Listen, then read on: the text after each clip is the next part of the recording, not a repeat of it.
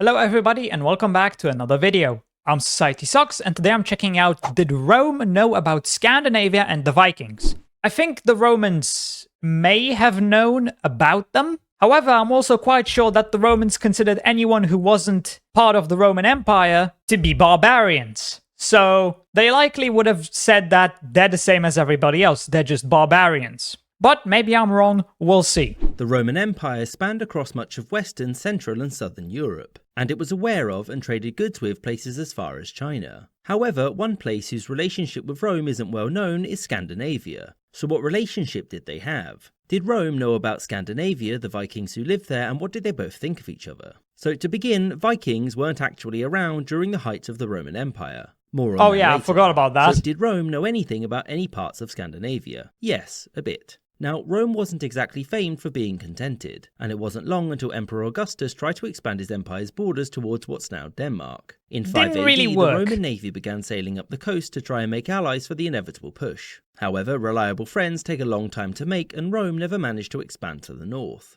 The reason for this was that Augustus misplaced some of his legions at the Battle of the Teutoburg Forest, and so there were none left to expand in the north. As such, the Romans retreated and to expand to the north. The reason for this was that Augustus misplaced some of his legions at the Battle of the Teutoburg Forest, and so there were none left. And a lot of Roman legions were lost. As such, the Romans retreated and Scandinavia was left to its own devices. Over the following centuries, power began to centralise in Himlingia. Apologies to the Danes for the pronunciation, and this was a large trading partner of Rome. From here, Rome gained a steady supply of leather, textiles and feathers. And of course, it wouldn't be trade with Rome without some slaves. So what about the rest of Scandinavia? They knew something was there, but as far as they were concerned, Scandinavia was an island, because they didn't know about this bit. The Romans did, however, know two things about Scandinavia for certain. One, it was very cold there, even colder than it was in Britain, and two, as such, they had no interest in going there. In the centuries following, Rome's frontiers on the Rhine were static, and so the relationship remained that of trade. The fall of Rome in the 5th century did change this relationship though. Whilst the distance of the new capital Constantinople and Scandinavia were great, in the medieval period the Scandinavians had decided to visit others.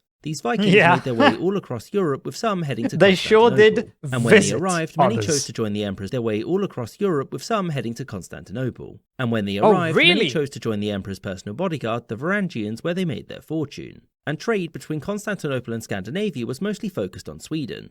Byzantium received things like fur and amber, and in return Sweden obtained wine, spices and jewellery. Denmark and Norway got basically nothing since their attention was turned westward. That's not to say that they had no contact with Constantinople though. After the fall of England to the Normans, many Danes and Anglo-Saxons fled to the court of the Byzantine emperor to serve in the army there. However, the Byzantines didn't really see them all that different, and people who came from Northern Europe were simply referred to as being from Thule, which means just really far away. Demonstrating that whilst Rome knew of Scandinavia for over a millennium, its desire to know it well was non-existent. So the Romans did try to go to Scandinavia at first, but didn't really work out.